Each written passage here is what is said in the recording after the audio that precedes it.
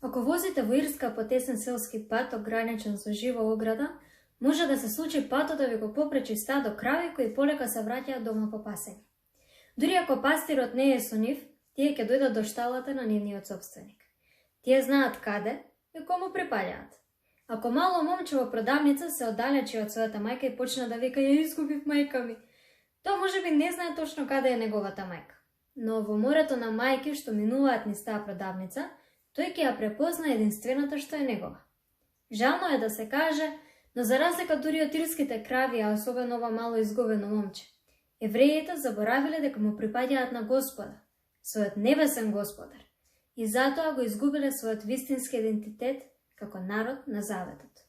Чујте небеса и слушај земја, зашто Господ вели: јас воспитав и подигнав синови, а тие се побунија против мене.